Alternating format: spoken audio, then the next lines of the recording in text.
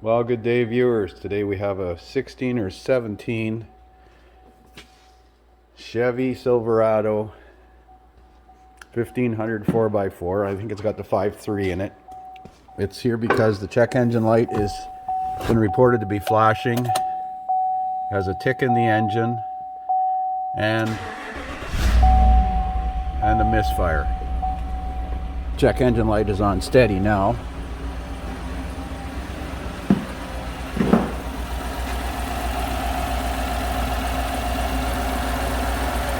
Definitely has a shake to it. So we're going to put the scanner on it and see what codes it has to offer. I suspect one of the lifters is collapsed or one of the push rods is bent. Stability control light is on as well over there. So let's scan it. So this is a new vehicle record. 2017 Silverado.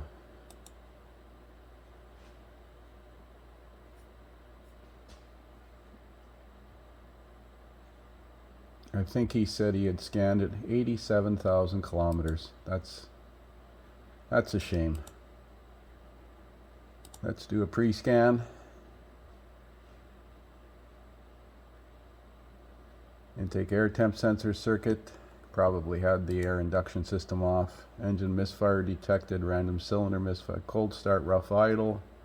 Barometric pressure sensor performance. Probably had the air induction system off. Mass airflow sensor unplugged.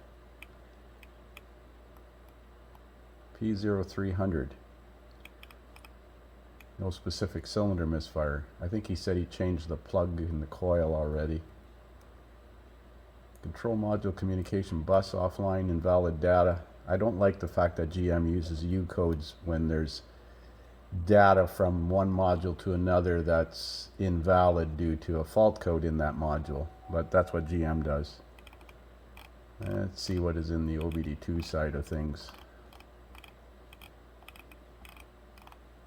P0306 and P050D. Well, let's go back, and before we clear the codes, look in the engine control module and data and misfire data and see if it shows a specific number of misfires. This should be misfire history. Cylinder 1, 3, cylinder 6, 47,290 misfires. Gee, I wonder if it's cylinder 6 that has the problem. Let's fire it up and look at cylinder 6 live.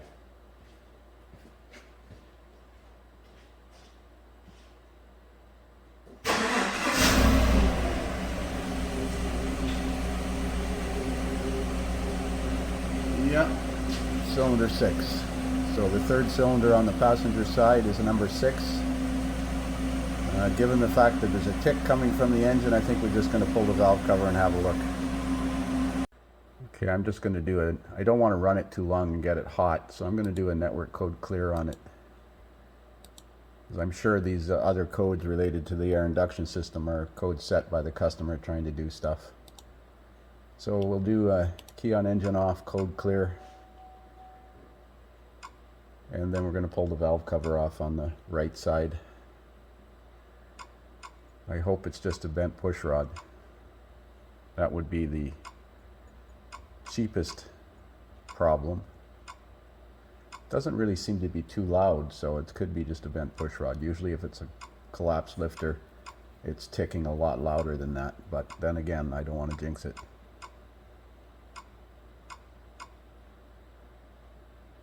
We should actually do a relative compression test. Okay, so I'm going to put it in clear flood mode and just crank it. And you listen to the cadence of the engine while it's cranking. Clear flood mode is hold the gas pedal to the floor and then crank.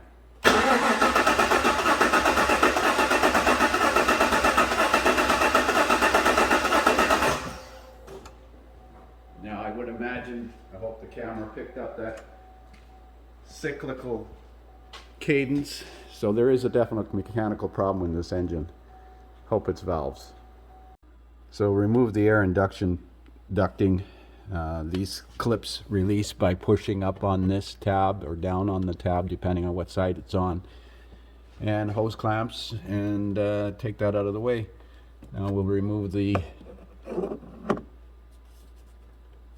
sound deadener here off the valve cover and disconnect the coils. Move those heater hoses out of the way a bit. So remove that sound deadener and pull the coil wires off. I see this coil is loose. That's the one he changed. Yeah. And one of the releases, secondary locks, is missing, but that's minor. And remove these valve cover bolts. There's one at the back that's challenging to get to, and I find if you remove the back coil, it's easier to get it out. As I said, if you remove the back coil, you can get at that one bolt up there a little easier. The rest of the bolts are pretty easy to get out. The two back ones are the most challenging. I find if you use a long extension and a 10 mil flex socket, 1/4 inch drive, you can get that bolt pretty easy. So there's the valve cover off. Number 6 cylinder, that's 2, 4, 6. That's this one. This rocker arm looks a little crooked. That's the intake, and that's the exhaust, I believe. Yeah, intake, exhaust. Well, I'm going to start it up with the valve cover off. It'll run on one side and watch the valve train. Okay, I'm going to start it with half the engine running.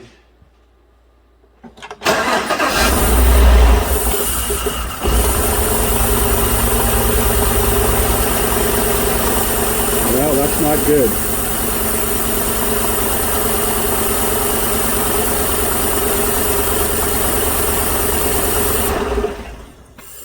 As you can see, that number 6 intake valve is not moving. So we'll pull the rocker arm off. So it was actually the number 6 exhaust push rod that's bent. Oh boy. Well, hopefully that lifter's okay.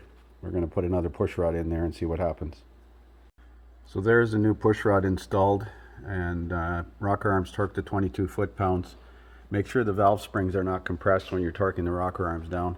So this time, instead of starting it, I'm just going to crank it with a relay switch on the starter relay, which is relay number 68 here in the front corner.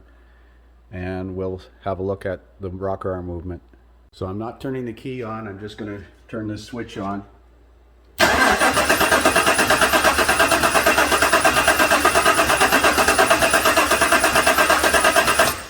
Okay, the rocker arm seems to be moving fine. Push rod's not collapsed. The cadence sounds better too. So I'm going to put the valve cover back on and see how it runs. So it's all back together. I've cleared the codes that I generated by starting it with the 4 coils unplugged and the mass airflow sensor disabled. So we're going to start it up and have a look at misfire counters now.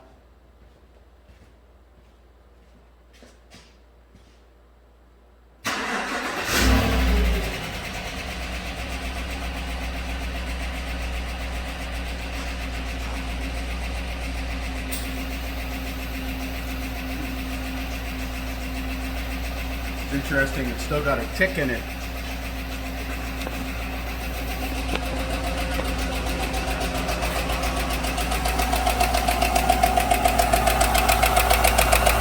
I wonder if it's got another bent push rod on this side.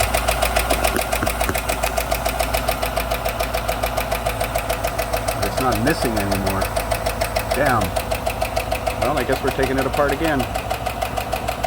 Well, this is not looking good.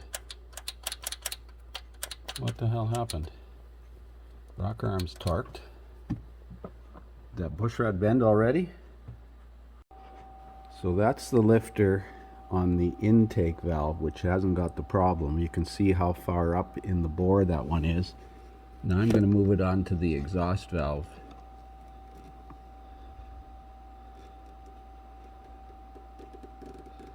And you can see that it's collapsed. The lifter is collapsed. or broken, one or the other. I wonder if it's like the other one that I had where the lifter was broken. I'm going to see if I can pull that top piece out. It might just be sitting there with the spring. I'm going to see if I can get in there with a magnet and pull it out. So I got a bore scope in the push rod hole of the valve in front of that one, and you can see my magnet down here, and if I move the magnet, that lifter is busted.